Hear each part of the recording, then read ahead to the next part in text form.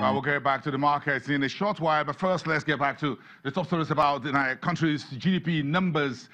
Disappointing, lukewarm GDP numbers. Yes, the economy grew 1.50% in the second quarter, but that was lower than 1.95% in the first quarter of the year. But it's still on a growth trajectory, and as we said earlier, look at the nominal GDP on the left side of your TV screen and the real GDP on the other side. So when we talk about GDP in 1.5%, in absolute Naira terms, the entire goods, services, everything that we produce, from the roadside mechanic to those producing oil and cement and even doing television business. That's what you call the GDP. Everything in Naira and Kobo, that came down to 30.69 trillion. That means in the month of April, May, and June, the Naira value of everything that we produce in this country was 30.69 trillion in Naira terms. That's the nominal GDP,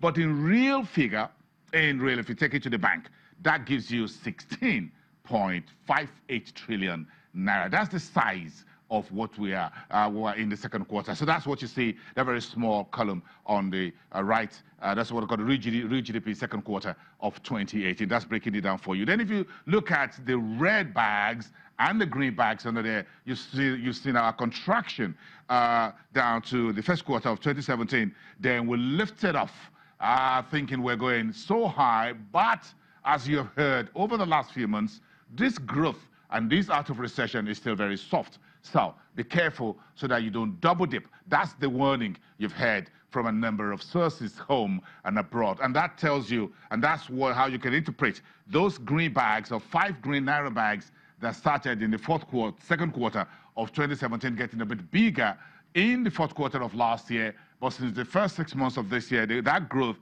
has been slowing down from 2.11% in December last year to 1.95 at the end of March, then lower again, smaller in terms of size, to 1.50% at the end of June. So that gives you the just interpretation of those numbers. Now, if you look at the breakdown of the numbers a little bit further, you look at the contribution of the oil and the non-oil sector, then you can see that coming through to you. Our oil sector was a contraction in the second quarter. Non-oil made a gain. That is the story this morning. But let's continue looking at the breakdown of the sector. Crude oil sector down 3.95%. That's one of the breakdown that you see there. Let's continue that for you. You've heard a bit about cement, but I'm interested in the financial services industry. The financial and insurance sector grew 1.28% in real terms in the second quarter, from 13.30% in the first quarter.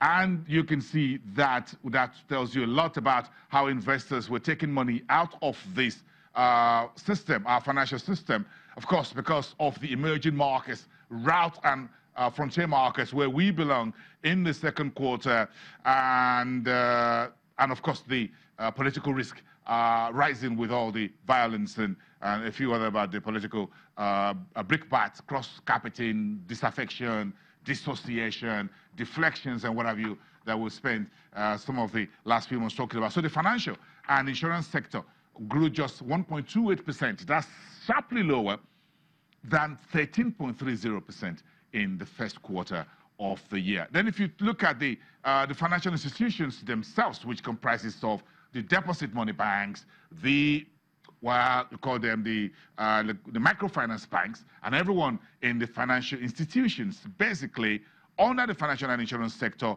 that's less than 1%, 0.81%. In second quarter, less than 1%. What's the figure in the first quarter?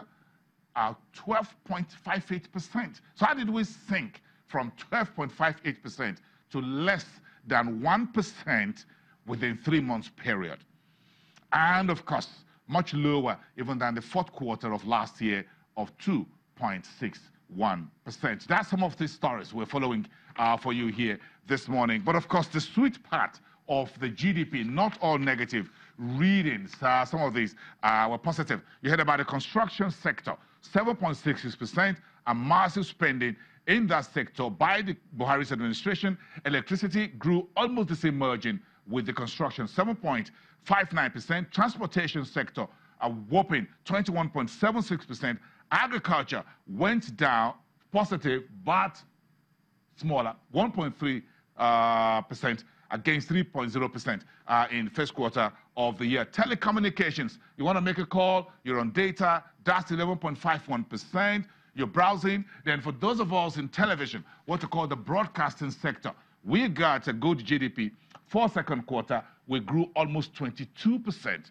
That's 21.92%. And that's thumbs up for those in the broadcasting industry. Let's cross over back to the studios at the Nigerian Stock Exchange. Jolomi is joining us from Afrinvest and is live there this morning. Jolomi, it's good to see you. He's an associate and the team lead for fixed income strategy at Afrinvest. Good morning, it's good to see you. This is the GDP numbers. Let's take it to the markets with you. The financial services sector was a little bit lackluster in the month under review. Take it from here.